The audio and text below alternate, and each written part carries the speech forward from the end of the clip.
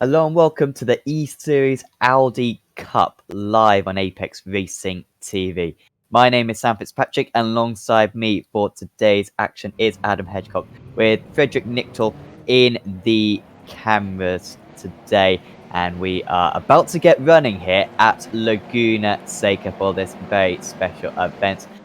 Adam, it's fantastic to be back on Apex Racing TV. Fantastic to be here at Laguna Seca, and fantastic to be in these Audi TCR cars, which we've become very familiar with over the past 6 months or so. Oh, absolutely, Sam. As you know, and as some of our viewers know, I'm a TCR fanatic. I love racing it. I race it regularly. Enjoy watching it too. It always serves up some great racing. And Laguna Seca, it's a classic. It's a staple of iRacing. We should be in for an absolute blast today. Absolutely, this is one of the 3 circuits, I believe, on iRacing. So these drivers should be able to get around this place very well. Some very accomplished drivers in this series as well. Plenty of them. If you're a regular to Apex Racing TV and the Esports Network, you will see them about quite a bit, and a lot of real-life drivers as well, just at the front there. Ethan Griggolt and Jordan Caruso, very competitive drivers. We should be able to go through the grid, or at least maybe go through the first 10 positions or so of this grid for this race. You can see them on the time tower. You can see Ethan Griggolt on pole position, Jordan Caruso in second place, and then behind that is Jack Boyd, Dylan Burst, Jaden Wanzek, Celeb Hides, Benjamin Smith, Jordan Hansen, Brock Beanie, and Mitchell McGarry. That is the top 10 for you. And 2 races today. This first race is going to be 25 minutes in length, and then you will have a race 2 straight after. So, short pace lap, of course, around this very short circuit. And we are about to get this action underway. The back of the field just a little bit late to form up, and I wonder if there's going to be a bit of dispersion amongst the front drivers at the start of this event. However, Griggolt is leaving it a while before he puts his foot down.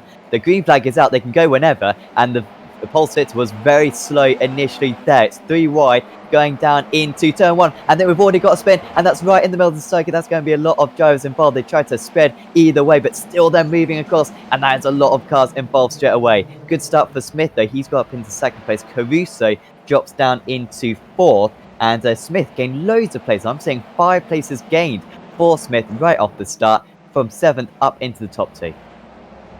Yeah, the leader didn't quite get away as quickly as everyone hoped there, did he? And it caused a big old bunch up. And as soon as you do that in these cars, it gets very compact, very tight, very easy to turn another driver around. And as we saw, car got turned around and everyone had to check up a little bit.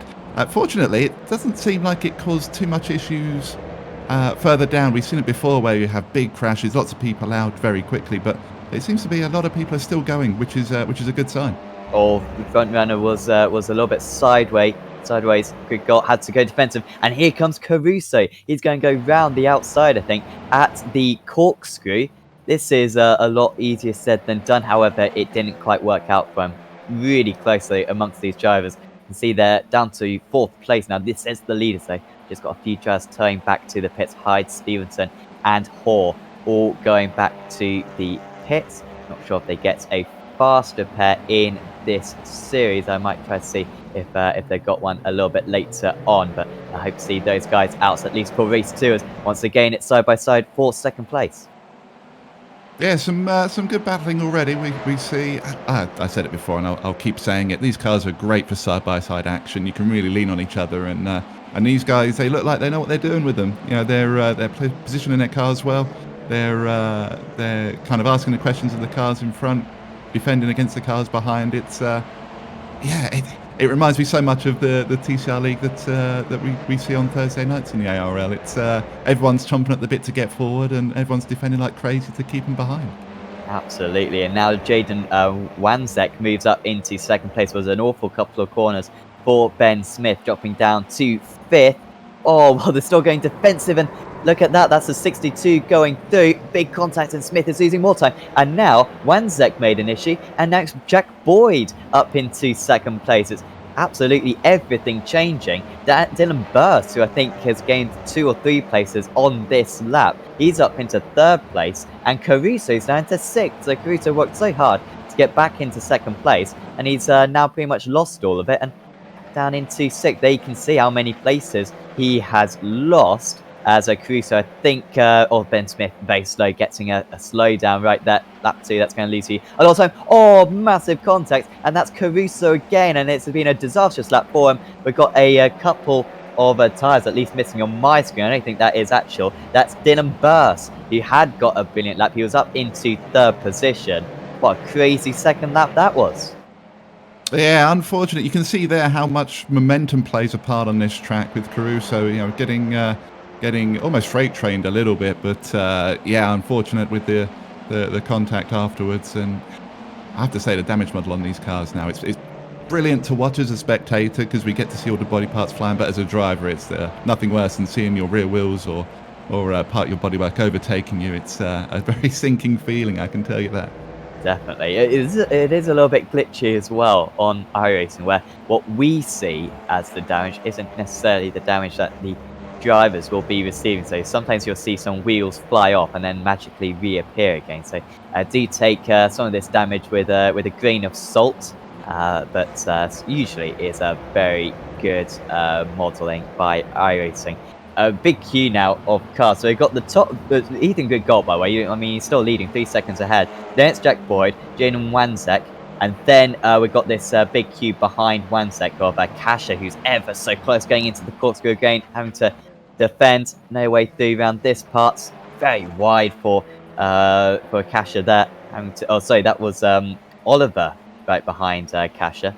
He was very wide through the second parts of the corkscrew. Have you ever driven these TCR cars around this Laguna Seca circuit, Adam? I have, yeah. The very first official race, when these cars first hit the service, the very first official race was here. And I literally spent the entire week just pounding laps and laps and laps and laps. And it was brilliant. We came here in the BSR TCR League, which was a lot of fun also.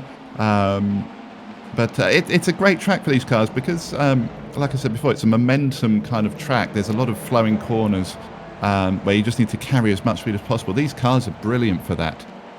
Little dab of the brakes, just rolling it through corners. It's the car suits this track really, really well. Yeah, of course, one of the few front-wheel drive cars in this in the entire iRacing service as Oliver runs wide.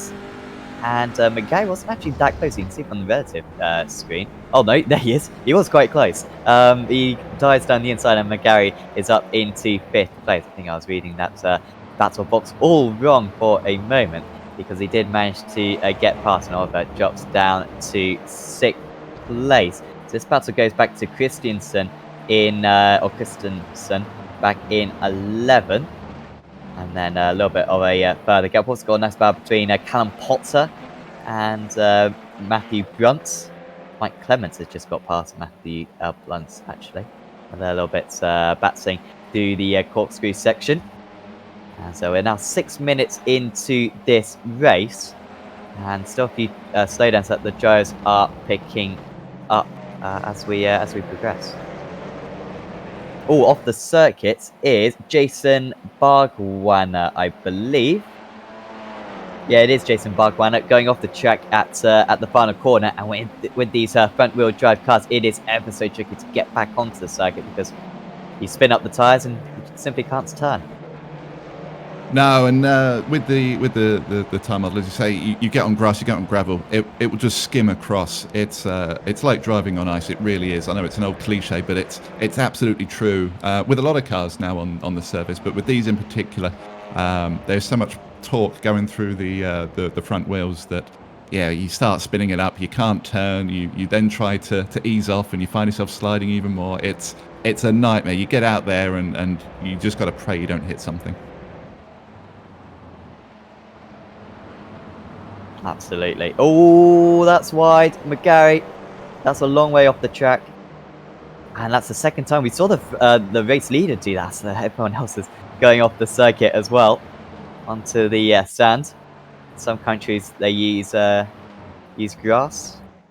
Here in California, It's all about the sand, and look at that, mate. Scruzzi, lucky, to say the least, to not hit a wall right there. He will pick up a slowdown, but I think that damage on the grille of that Audi is more pressing concern. You can see the amount of drivers we've got in this race, 50-odd.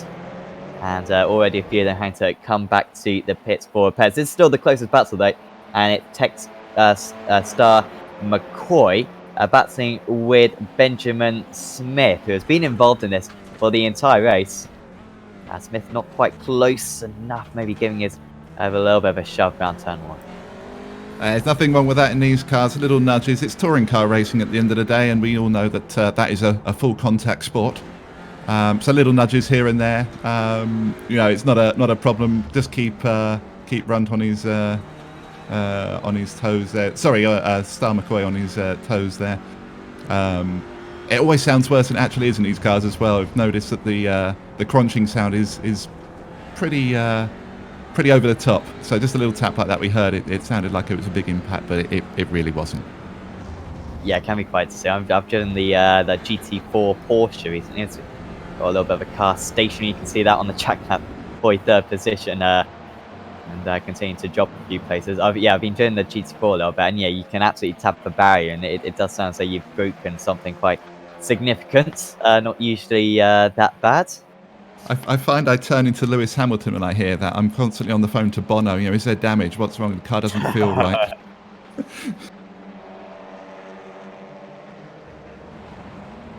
Absolutely true. As Christensen, has he managed to get past Evans? Thought he was going to go for a move into the final corner. They are a little bit side by side now. So here comes Christensen and Evans dipping into the slipstream. Can he find the inside going into turn one? Covers it off, does his drive on. Now blinks out, and that's so difficult for the driver who is battling with him. And magically reappears just in front of Christensen, who will not be best pleased with that, because it's pretty much impossible to keep your concentration when stuff like that is happening just in front of you. And the car number 3 has to stay behind the car number 34 now. Out in the lead, by the way, it's closing up a little bit. Not a whole lot, but a little bit. It's 2 seconds, 2.3. Was up to 3.5 seconds at one point, but Jack Boyd just bringing that gap down a little bit. Then it's Jaden Wanzek, who's got similar pace to the race field, though did lose a bit of time on that last tour. Then it's Ryan Casher, who's been able to pull away into 4th, Aaron Oliver in 5th, and Tommy Saunter-Chun in 6th. And then, of course, we've got that big battle behind that of Star McCoy and Smith and Co. But separating a little bit out in the front, but right now, Greg Galton and Boyd seem ever so evenly matched. Yeah, Greg Galt. We're fortunate to have some notes on the drivers provided to us by this event, and we were flicking through them before the race started, and we saw that Greg Galt, quite a decorated driver, it seems. Just off the notes here, 6-time iRacing official V8 Supercar champion, second in the V8 SCOPS 2019, 2018 Aussie Driver Search AM winner, and a 2019 E-Series driver for Boost GRM. So he knows what he's doing. Absolutely. There's just been a crash as well, right in front of Christensen. That was, I guess it was Smith and Bargwan. We're now going to get a replay of it. This was Benjamin Smith then. He was pretty odd and gives his rival a little bit of a tap there, and then gets a little bit of karma as well because he spins right in front of him. It wasn't the best rejoin as well from those guys, so a bit of damage on Smith's car.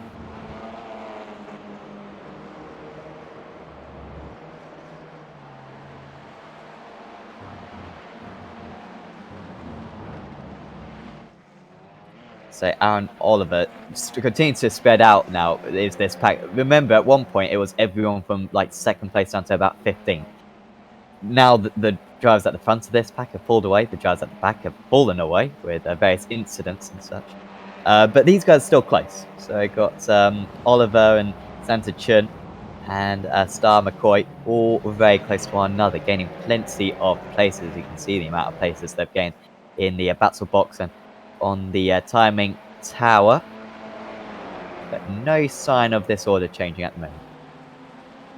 Yeah, it seems to have settled down a little bit, doesn't it? They're all taking stock of where they are. It's surprisingly, given the amount of corners, it's actually pretty tough to pass here. You do have to weigh up your options from quite a long way back to figure out how you're going to get past other drivers. The cars are so similarly paced, and as we saw in the qualifying earlier, the drivers, that there's no real disparity between their paces. They're all very close in terms of outright pace. So you do have to kind of plan how you're going to attack the guy in front. Of course, there are chances for opportunistic moves. They get a bad run out of like the kink, for example, as we're seeing just up at the top of this hill.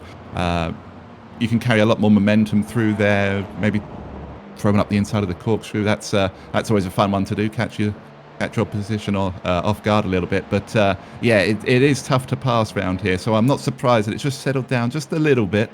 But I would imagine that the last 10 minutes or so we'll really see drivers really start turning the screw and asking questions of their competitors. Yeah, this is the time where you want to make moves. We're not quite sure what the format for the second race will be. Whether it's going to be maybe like a reverse grid or something, or whether it'll be like, I'm not sure. They might even be able to host another qualifying session and set the grid based on that. So we're not quite sure. So stick with us. Thanks for tuning in. Of course, if you like this video, please do leave a like. Check out our social media as well on Facebook, Twitter, Twitch, and Instagram. All that stuff. Should have some more content being rolled out on those platforms in the near future. So certainly do check that all out, and yeah, certainly stick with us for race 2 later on, because this race has been pretty fun, and we've got a whole lot more bits coming up later on. Saunter Chun then still can't get past Oliver, and wonder if he'd quite like to get past, because Kasha is within sight for these drivers if you can just get past in the next couple of laps. Just looking a little bit further down the order, actually, I think we've got Lachlan Ward. A very nice battle with Adrian Sarkis and Will Longmore, I believe. I'm not 100% sure. We might be able to see that in a bit. But of course, this battle ever so close as well. Kasha just pulling away in the last few corners.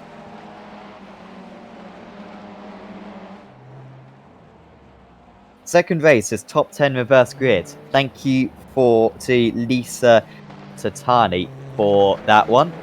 We appreciate that. So, pole position for race 2 at the moment, despite a crash or two, Benjamin Smith would be on pole position. So that 10th place is quite lucrative right now. It certainly seems to be. Yeah, I do wonder. We see it in other series as well, where there are these reverse grid opportunities. Whether you try and make your way as far forward as possible, or whether you play that strategic game with the second race in mind. I can say that I've never personally done that. Honest. Yeah. But it is a feasible thing. If you don't feel that you can get past, or there's too much of a risk of getting past the car in front, in race 1, do you think, well, you know what, I'm gonna sit back where I am, I'll take the better starting position in race 2 and try and capitalize on more points there. Yeah, it'd be interesting to see how these drivers do that.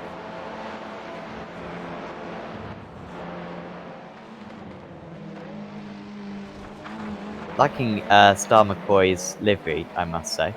Nice taxi livery right there. Would fool anyone, I am sure. But yeah, that's that 10th place reverse grid. Sometimes we usually have like a random reverse, just so that so that it doesn't get too competitive for 10th place.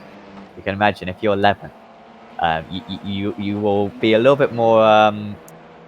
You'll risk a bit more to get 10th place than the last lap or so. So try to avoid that a bit. But I don't think that's going to be too much of an issue with the gap that Smith's got over Bargwana, who is apparently a former Supercars driver, which I did not know about. But thanks to whoever let us know. I think it was on the YouTube chats, whoever told us that one. Well, I will see that piece of information, and I will raise you that Techstar McCoy is an Australian roller derby champion. Right, okay. According to the notes that we've got. It's an all-star grid, this. It is some top drivers.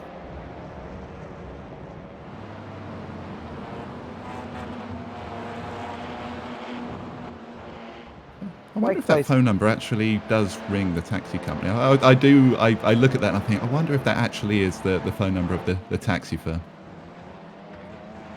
I'm not advocating anyone to ring it and find out, of course. Just thinking aloud. I mean, we see a lot of sponsorship in sim racing. That is some good sponsorship. If you want a taxi and you're residing, I assume, in Australia, then give that a call, potentially, and you might get yourself a taxi. 918. Anyway, you can read it for yourself. You can try it out. I'm not going to try. It'll probably cost me about 50 quid a minute to call that number. I'm imagining.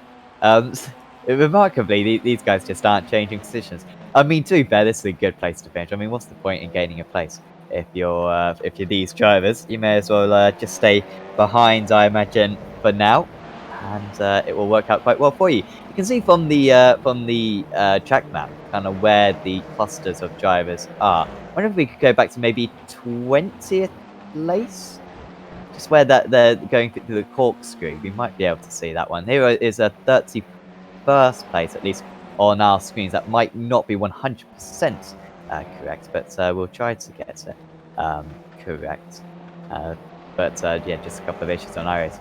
But here's Evans quite close to Angelo. Evans was running much higher than this earlier on, so should be able to get past quite soon. Should be 30 car. Yeah, I think he's been through his battles this race, but he's certainly right on the tail now of Angelo. Yeah, just tucked up right behind, having a little look into this left-hander, giving Angelo something to think about. Always a cheeky one, that, even if you don't plan on taking that inside line. Just having a little waft, put your nose out there, it can really upset the momentum of the car in front, and I think that's what he's doing. He's wise to that old trick, and yeah, he's giving Angelo a mirror full of car just to consider what he's actually doing. Oh, that's very slow for the car just heaven. That's Ward, and he's going to be under pressure now as Ward from Angelo. Evans might be able to profit from this as well. Another driver way off the track. Oh, that was Sarkis, in fact. That was pole position, and Sarkis drops a few places right there. Oh, they're dancing either side. That is Evans going past Ward then. So already Angelo gets him past Ward, and now Evans will do likewise. And I think, who is that as well? Is that Longmore? Might be able to take advantage as well and going into turn 2. Ward was pretty smart there. He got quite a big slowdown from cutting the corkscrew, and if you notice on that left-hander, the long left-hander straight afterwards, he slowed them right up. Just tried to minimise his loss as much as possible. Unfortunately, it can take quite a few corners to clear slowdowns from there, so we just on the final corner we had to ease up a little bit more, and he's only lost the 2 places from it so far, as we see that Longmore behind going pretty wide onto the gravel. But yeah, Ward was smart there. It's not paid off in the long run, unfortunately for him, but he had enough about him to understand that he had to hold those guys up with the slowdown. I hate to pull us away from this battle, but I think it might be worth just going back to the lead for a bit, just as we're getting into the final few laps of this race. So Good Galt then is still ahead and quite comfortable. This is as close as it's been for 4th place though. And Sortsa Chun, who has got past Oliver, so I think we missed that one, but he's now trying to get past Kasha as well. There he goes, down the inside into turn 2, and that took him much less time than it took him against Oliver. And he is up into 4th place. A great drive from Tommy, the car number 99, to elevate himself as many positions as he had. Big defense from Star McCoy to defend against McGarry. They lose each other a load of time going through turn, I don't know, 3, 4, something like that. Tricky to know how many corners there are around this track. I don't believe there's corner names either, which is Very frustrating.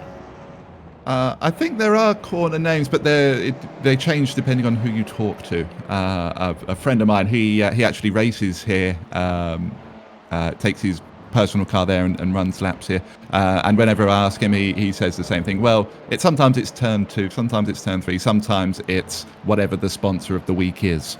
Oh, yeah. So yeah, we just go with the track map. If it looks like a corner, we'll call it a corner. I think that's probably the easiest thing to do. We'll go with turn 3 for that one. Turn 3, all right. As long as we know what one another are talking about, then it's all right for that. We have decided at Apex Racing TV to take a stand against Road America. We are now calling so-called turn 5 at Road America turn 3. So that is pretty much the one Apex Racing TV policy. If that was our constitution, that would be certainly the first article, because it is turn 3. It's the third corner, for goodness sakes. Everything in front of that is just straight, obviously. Barjuana, he's got ahead of Christensen. Well, Smith got past Christensen, I guess. Or is this Christensen catching up to Barjuana? I'm not quite sure. Maybe someone dropped down a few minutes ago. This is big, though, basically. This is for 10th place. This is for reverse grid pole. We are going to have one more lap after this one. So he's got 1.5 laps for Christensen to get past. On that last lap, he was 1 second faster. So this is pretty big. This could really decide the success of your meeting, because not only is first place a fantastic place to start, 10th place is a pretty awful place to start. You're right in the mix, and that's going to be where the trouble is going to start off, just like it was in race 1. Yeah, if the pole sitter isn't particularly quick away from the line, it will bunch up all around that 10th place. It is the danger zone for sure. Honourable mention, put my teeth in. Adam Bryant, our biggest move of the field, 20 places gained so far, which is a solid effort for him. There we go. You can see on screen now all the positions gained.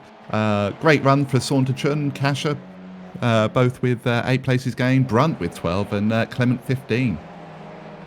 Oh, and there we go. Hull with 29 out of nowhere. That serves me right for not scrolling down that far. 29 places. Actually, no, that can't be right. That can't be right.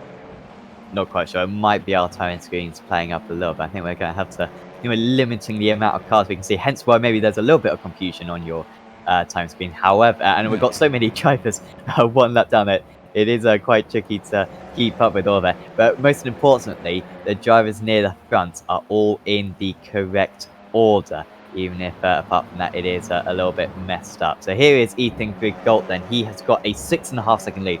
So he pulled away initially, then he was starting to be caught, but he actually did a brilliant job straight after that to be able to pull away, and he's been dominant ever since, just negotiating a little bit more of the traffic, negotiates corkscrew for the last time, and this is going to be the way to start off today's event. Pole position, of course, in pre-qualifying, started at the front, and it is going to be a dominant display from the Australian. Here comes Ethan Grigalt round the final corner, and the number 77 is going to take race 1 at Laguna Seca. Ethan Grigalt wins. Nice performance from him. It all looks quite serene for him. Second place will be Jack Boyd. Wanzek will get third. But who's going to be reverse grid pole? Christensen was closing in a lot. And this final corner, you can overtake round. He runs wide though. And in these front wheel cars, that is not going to help you out. And Barjuana, it looks as though gaining 10 places, he is going to be able to finish in 10th place and will be on reverse grid pole. Perhaps one of the favourites for race 2 coming up. So pretty crazy race, Adam. We saw a lot of incidents for drivers in the very early stages. They got back out on circuit though, using their one faster pair that they had across the race. And but out in the lead, I mean, ever so close, really competitive order. Yeah, Grigalt, he just controlled that, didn't he? He, like you said, he scamped away at the start, and then looked like he was losing a bit of time. I just wonder if he was conserving his tyres. 25 minutes around here, it can punish your tyres quite quite a lot. But very competitive. The top 10, they were all chomping at the bit, weren't they? They were all pushing like crazy to try and get up with him. Definitely interested to see how Barjuana goes in race 2. Starting on pole, of course, that's going to be a big bonus for him. And it's just a shame for Christensen as well. Just a mention for him. He tried so hard to get that 10th place, and he just went wide at the penultimate corner, and that cost him the pole. But great race. Thoroughly enjoyed that one. Definitely. So here is the final order then. Ethan Grigg Galt, 1 out. 6 seconds ahead of Jack Boyd. Vin Wanzek finished in 3rd. Those guys were quite static to the end of the event. Tommy Saunter Chun finished in 4th. Then it was Ryan Kasher, Tex Star McCoy, Aaron Oliver, Mitchell McGarry, Ben Smith, Jason Barjuana, Sam Christensen, Matthew Brunt, Jay Hansen, Daniel Heathershield, Xander Antoneef, Liam Hides, Sean Evans, and Adrian Sarkis finishing in 18. Sarkis was running pretty well as well at one point, I believe. Had a bit of an off after the corkscrew. Whittle Longmore and Lachlan Ward rounded out the top 20. There's Adam Bryant, Callum Potter. Love saying Potter. I don't know why. It's just a great name. Callum Potter was 22nd place. 23rd was Dalton Ellery. There's Jonathan Bykoff, James Simpson, Mike Clement, Darren Whittington, and Chris Cotton, Ben Crossland, Brooke Feeney, Chelsea Angelo, Scott Barley, Ryan Lee, Glenn McKenzie, Gordon Smith, Jordan Caruso. He was running in 2nd place at one point. Dylan Burse, Matthew Hull was in 38th. Shane Norwhite, Dean Neal, Ethan Fitzgerald, Andrew Hobby, Scott Stevenson, Simon Wills, Stephen Miller, Shane Chancellor, Nicholas Scaife, Jason Tompkins, Darren Curry, Carl Nielsen, Joshua Richard, Cassandra Hoare, James Zeitz, Katie Maines Rutty, Chris Desjuring, and Salib Hides was in 56 places. There was a lot of drivers, and the vast majority of them took the checker tag, so big credit to everyone out there. So we're going to take a bit of a break then on Apex Racing TV. We should be back for race 2 of the day in about 10 minutes, something like that. We'll see. We'll see you back then.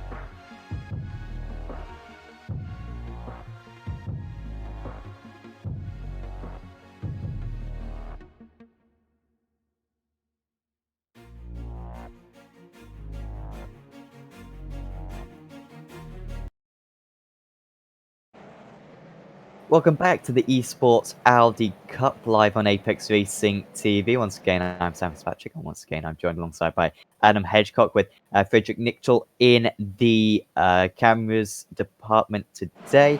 And we are just preparing for race 2. It was a very engaging first race, undoubtedly, wasn't it, Adam? It was lots of racing, some pretty hard racing as well amongst the front runners. And this time we're going to see something a bit different. The top 10 have been inverted, and the front runners from race 1 are going to have to make their way up through the order this time. Yeah, the race 1 was a good race, to be sure.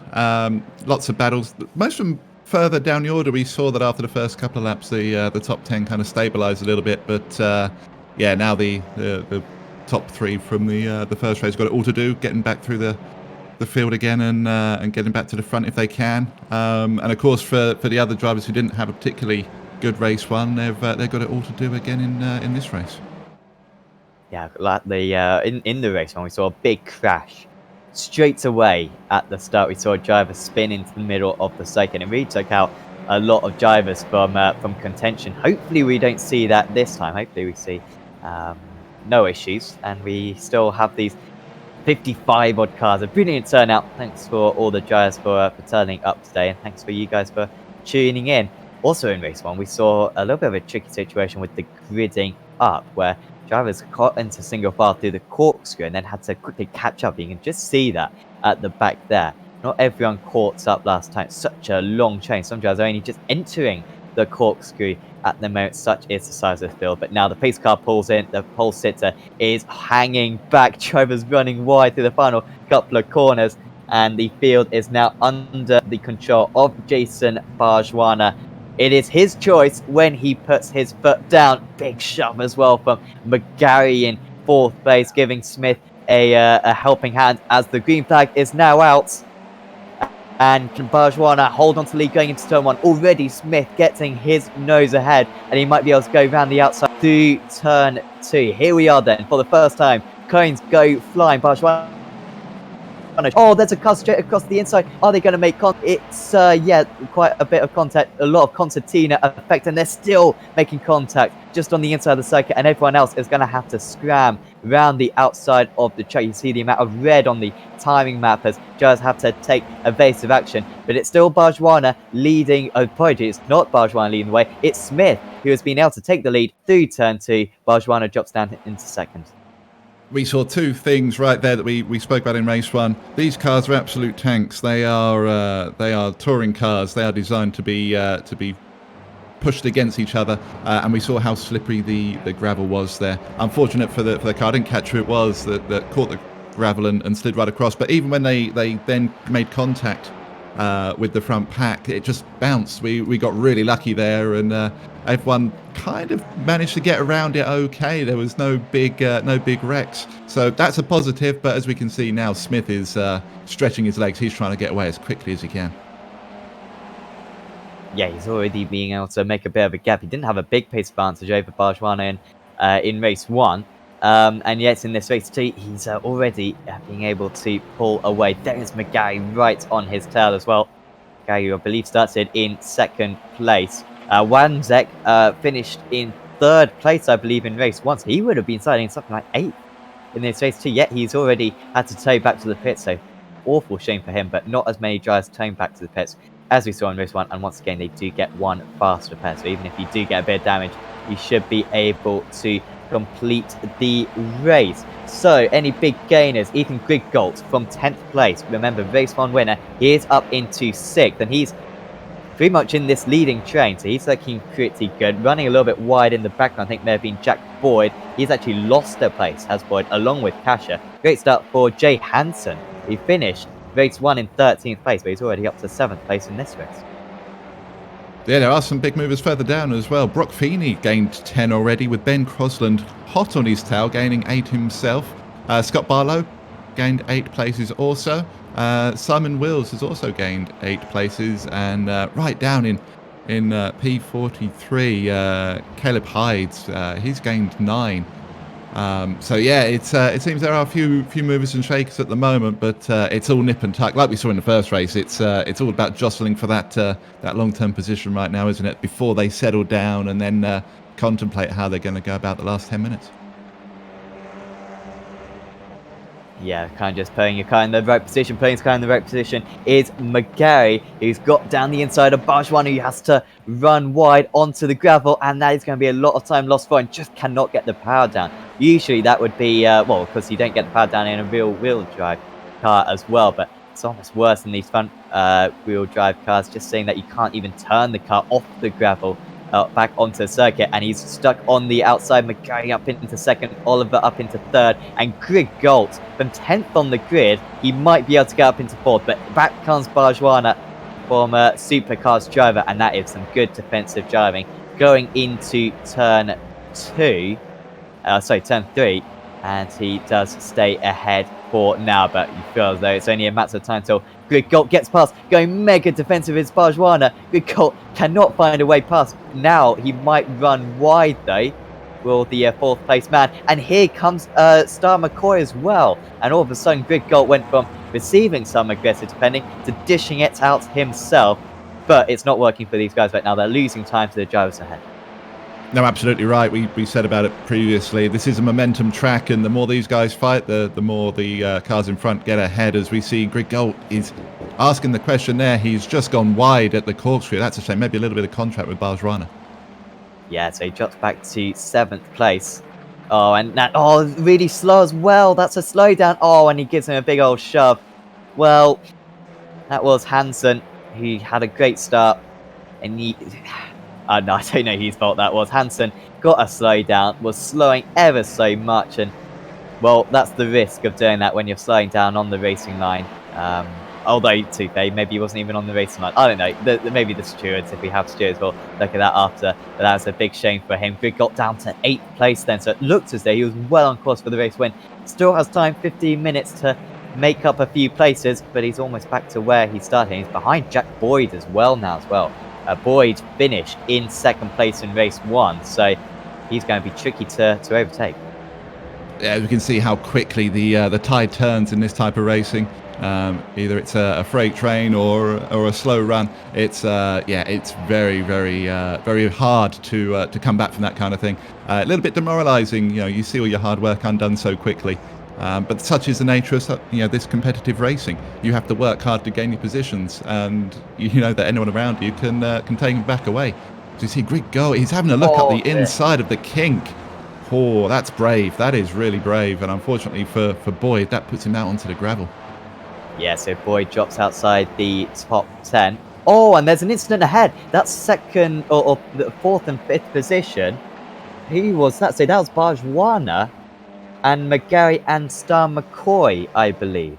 So I'm not sure he was trying to get past who. Nice work from Friedrich up in the director's box to find us a replay of this one. So it was actually Barjwana coming out to picture. Oh, and there was a massive shove then from Star McCoy to go into McGarry, who wasn't even the driver he was trying to get past, and now they're still battling.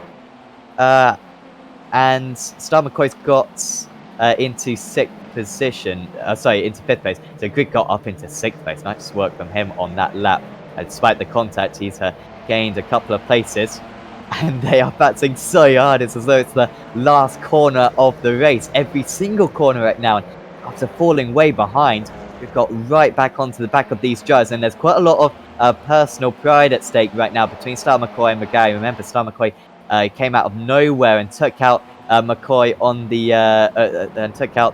McGarry on the last lap, and now Star McCoy does get past, and McGarry dropping down the order, perhaps with a bit of damage after getting harpooned at the corkscrew on the last lap, and he's down into 6th place then after running as high as 3rd position just a lap ago. I'll be surprised if he didn't get some serious damage from that. It looked like Star McCoy he lost sight of his braking point, and of course again the gravel, as soon as you hit that you're not stopping. I think just looking at the way he handled the car through there, he was just trying to trying to find the gap and not take anyone. But yeah, that was a tough call for both of them, because I'm sure that McCoy's going to, Star McCoy's going to be down on top speed now. I would imagine the front of his car is not behaving properly.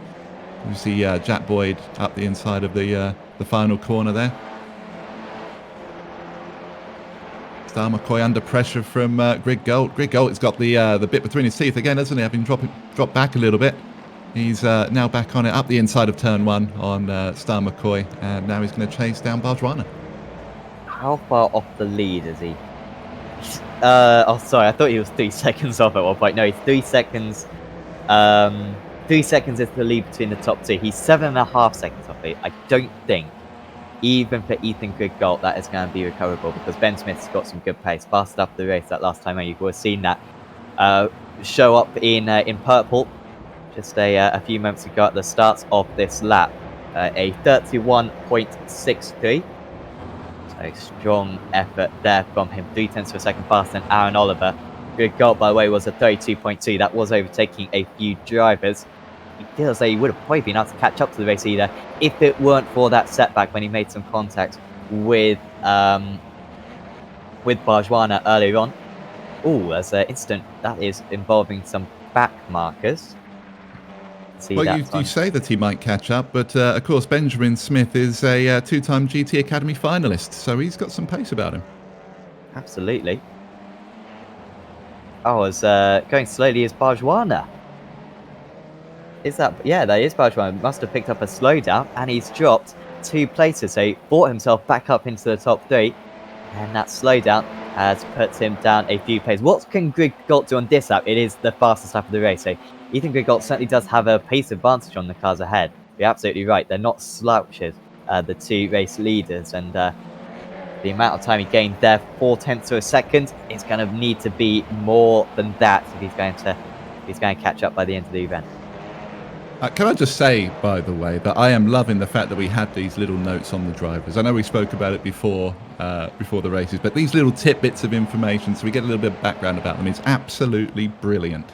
I am loving this. To see Barjwana having to go. He's having to look around the outside, wasn't he? He was just seeing if he can get the swing, but Star McCoy is wise to that one. Of course, you can see again the momentum. McGarry is right behind him already. Just caught that little gap up, and it's a tough one, isn't it? What would you do, Sam? You're trying to get a top 5. You're trying to cement it. There's 2 cars stuck in the middle of the circuit. Oh, is everyone going to be able to say, what are they doing?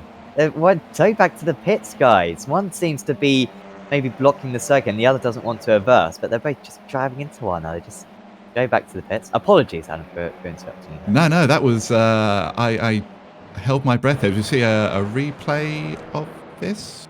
Aha, brilliant. Nice work from Frederick again.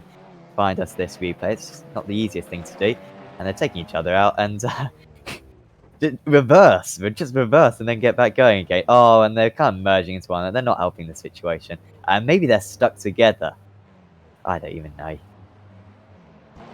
There's a good old escape button. I know we treat this sim, to be a real race type scenario, but in those situations, yeah, you just need to be taking that tow back to the pits and saving any hassle for any other drivers that might come down and collect you. But yeah, so Sam, what would you do? You're fighting for a top 5 position. Do you push that a little bit harder in the hope that you can maybe grab a podium, or do you concentrate on the car behind and just make sure that you cement that top 5? I think you got to try to keep up your own pace as much as possible, because something might happen up ahead of you. Even if you lose track position to 1 car, as long as you keep up with 3 or 4 cars, then chances are you're going to benefit later on. So that's certainly what I would do. I remember the BSR Radical Winter Stow Switch. I'm sure, Adam, you remember me winning. Don't mention that. Yeah, I remember that. It's on my notepad somewhere, honest. Yeah.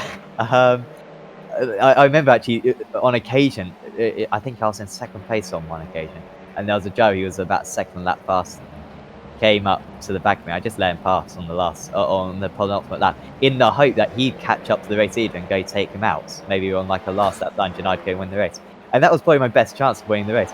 I wouldn't have been able to keep him behind anyway. and it's worth just letting them go and then see what happens in front of you. That's my tactic. I don't know if anyone else will deploy that one. Maybe they have a bit more confidence in their own skill, and they are very evenly matched. But someone like Barjuana or someone like Gigalt, who is seen as pretty aggressive, sometimes he can sometimes let them go and catch up to the drivers ahead and hope that they might cause some mischief. I'm absolutely with you, to be honest. I do the same in the ARL TCR League on Thursdays. I'm an AM in that, so when pros come up behind me, unless it's like literally the last lap, I generally let them through because I'm not racing against them. Just trying to minimise the time lost. I see McGarry's got a great run there. Look at him right on the boot lid of Barjuana. Put him under real pressure going to the braking zone of the corkscrew, and he just gets onto the gravel a little bit, doesn't he? Oh, that's a shame for him. A little bit of was it the rear right on the sand there just got him out of shape, but he kept it together, and he's got to catch up again. Great drive right now from Jordan Caruso. He's up into 11th place. He's slowly been picking off the drivers. He started Caruso in 35th place, and the fact that he's not far behind Barjuana now, he started on pole, is a testament to his speed. He's got 6 minutes to go, and he's lapping really quick. So the guys battling for 4th place are in the mid-32s. Caruso does a mid-31, so he's about a second a lap faster. He should get onto the back of them, I imagine, by the end of this race. He's currently 2.5 seconds behind Brunt, so he'll certainly catch up to them. Not sure how far up this pack he'll be able to get, but Jordan Caruso, who got a podium at Silverstone in the AOSC Super Series not too long ago. He's a very quick driver, and he's showing that he's got some skills in the TCR car as well, which is pretty much as far from the V8 supercars you can get. Yeah, it's like polar opposites, isn't it? Stunning drive from him. I was hoping to back you up with a great little stat about him, but unfortunately we don't have anything on him, which is a shame. As we see a little bit side by side before the kink, very dangerous there. It's so tight and so fast. More often than not, you just want to filter in sort of behind if you're not fully alongside there. It's really, really tough. Very easy to get it wrong and to end up in that outside wall. As there he goes down the inside of Eseries, and he is ahead. He's not losing much time getting through this traffic as Caruso.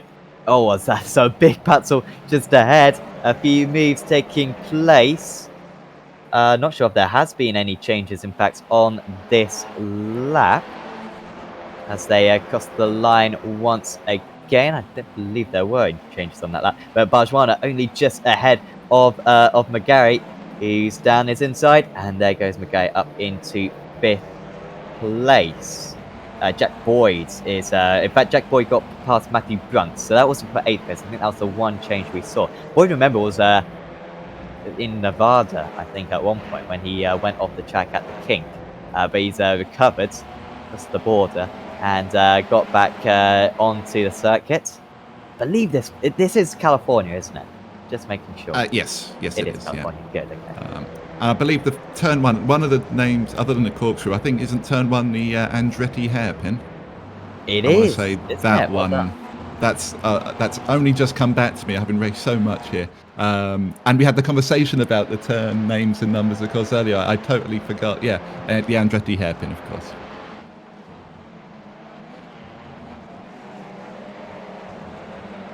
I feel like the corkscrew could be renamed. Was it Alex Zanardi, who famously made an incredible move on the last lap of a kart race? Not sure, or it may have been the other one.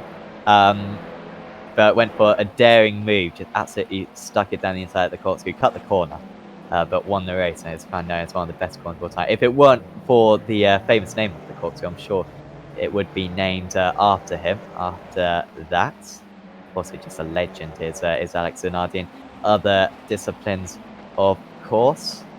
Ryan Kasher then in 7th place. He's the next one to get past Barjuana, who has been in the wars, and it's a miracle that car is not in worse shape. In fact, that livery it's still looking pretty good on it. It's a very clean car considering all the mess he's been involved in.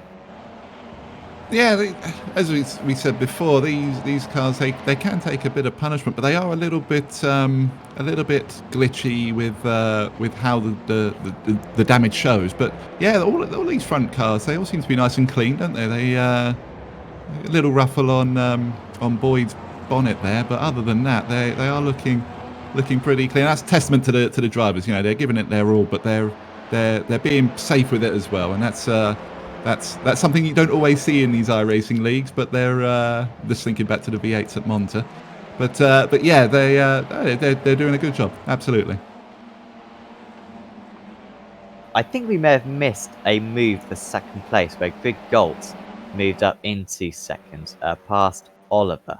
So Ethan Grigg got up into second position. There he is. He has still got 4 seconds to catch up to Benjamin Smith. He is about half a second a lap faster. On that last lap was nearly 6/10 of a second faster, but not the time remaining that he needs. In fact, this might be the last lap of the race. It's going to be pretty marginal. Ben Smith, though, doing everything he needs to do. He got into the lead within the first few corners, and since then has been kind of maintaining that gap. A very solid drive from the 91 machine, but good recovery from Greg Cotton. You do wonder if it weren't for that instant earlier on with Barjwana, whether or not he would have been able to catch up, would have been tight anyway, may have not been able to make the move regardless, but would have been a fantastic battle nevertheless. Here is Jack Boyd then, continuing his comeback. Next up is Kasha to get past. And whenever I see Kasha's name, I think of Kesha, the brilliant singer, obviously. I'm sure you're a big fan, Adam. Yeah. There's a car as well off. That's the 42nd place driver. Boyd, though, going around the outside at the corkscrew. And contact. And now he's going to lose out potentially to Caruso, who is on the back of these guys. Goes to the outside Caruso. Turned in too early and gets a little bit of a door slam and needs to go wide. Yeah, good defense there. Flag. So he didn't get another lap. I thought we were. And it means that Ben Smith has won at Laguna Seca. Race 2 is his. Ethan Grigol in second place. Oh no, Kasha. Well, that is a shame. And the 79 is going to fall from 9th place. He might be able to keep Feeney behind. It's going to be a run to the line. Does just to stay ahead. Does Kasha. And that is a shame for him. But brilliant drive from Smith right there, Adam. And yeah, it seemed quite simple for him. Well, yeah, he did what he needed to do, isn't it? It's the reverse dream, isn't it? To get put on pole and then to have the guys who are kind of similar in pace to you have a little fight behind you, so you can drive away and take the win. And that's exactly what Smith's done. Despite Greg Gold, giving it his all, he just couldn't bridge that gap. But again, we saw some great battling, didn't we? Throughout the top 20 there for the entirety of the race. These guys don't mess around, do they? It's brilliant. Yeah, it was a very entertaining round. Hopefully the drivers enjoyed it as well. We certainly did. Hopefully you viewers enjoyed it. Of course, do check out Apex Racing TV social media. We might have some posts on this race later on, a little bit of a rundown of what happened. So do check out on Apex Racing TV on Facebook and on Instagram, on Twitter, and all of that stuff. So do certainly keep an eye out for that. A few more drivers just crossing the line, I believe. Nicholas Scaife may have been the last driver to cross the line, although apparently we still got Dino Neal, do we? Who might be lapping round there. Oh, maybe we do have the results. Seems like we do have the results. Awesome. So Ben Smith wins from 9th on the grid. Second on the grid. Apologies. Finished 9th in race 1. Started second on the grid. Well done to him. Ethan Goodgoltz, points high scorer, at least first and second. Not a bad day for him in second. There's Alan Oliver, Tex Star McCoy, Mitchell McGarry, Jason Barjwana, Jack Boyd in 7th place. There's Matthew Brunt, Daniel Lettersheed, and Liam Hydes. Then it was Ryan Casher, Brock Feeney, Dylan Burse, Mike Clement, Tommy Saunter-Chun, Chelsea Angelo, Ben Crossland, Scott Stevenson, Lachlan Ward, Joshua Richards, Cassandra Hoare, Jonathan Bykoff, Scott Barlow, Ryan Lee, Sean Evans, James Simpson, Jordan Caruso. What happened to Caruso at right at the end? Maybe he got a penalty or something for not serving a slowdown. Finished a minute and 2 off the lead. He's so quick, Caruso. Should have got 2 podiums, but barely any points scored for him in 27th. Then it was Jason Tompkins, Shane Nowicki, James Zeitz, Ethan Fitzgerald, Chris Cotton, Xander Anthony, Matthew Hull, Nicholas Scaife, Glenn McKenzie, Will Longmore, Adrian Sarkis was in 38th. And then it was Chris Desering, Andrew Hobby, Adam Bryant, Simon Wills, Dean Neal, Stephen Miller, Caleb Hides, Jay Hansen, he was running very well at one point, Dylan Whittington, Dalton Ellery, Gordon Smith, Jaden Wanzek, who finished on the podium in race 1, Sam Christensen, and Shane Chancellor in 52nd place. Someone's complaining about my pronunciation of names earlier on. I don't think I did too bad. Honestly, you should hear me on like the Italian series or whatever, because you will rip your ears out. Anyway, I believe that's pretty much it from us, Adam. But yeah, it was a brilliant round of the championship. And of course, if you've enjoyed this video, please do leave a like on it. Certainly thanks for tuning in. Fantastic viewing figures. Hopefully you enjoyed the action. Of course, do subscribe to Apex Racing TV, because we've got so many more series coming up, including... do we have anything tonight? We probably have something tonight. We've got a lot of one-off events currently from a lot of new series. So do stay subscribed, and then you can see all the action. Of course, tomorrow we do have the Apex Racing League GT Championship. So if you like mine and Adam's voices, that is the place to go, because we will be commentating on that one. Round 6 of the championship coming from the Nürburgring for that one. And then on Monday, we have the World GT Championship. On Wednesday, we have the Sim Racers World GT Championship. We have the AOL TC Championship after a week's break on Thursday, and loads of other stuff. So keep your eyes peeled. Subscribe to Apex Racing TV. Subscribe to the Esports Network as well, the iRacing Esports Network, and you will not miss a beat. So from me, from Adam, and from Frederick, we're going to say goodbye, and we'll see you next time.